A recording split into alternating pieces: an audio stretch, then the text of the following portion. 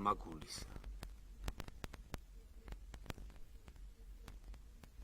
ჩუმ მაღნარშია წამოწოლილი ვიყავ, ზედმედგა ხის უხვი ჩრდილი და საიდღამაც ნაზი ბულბული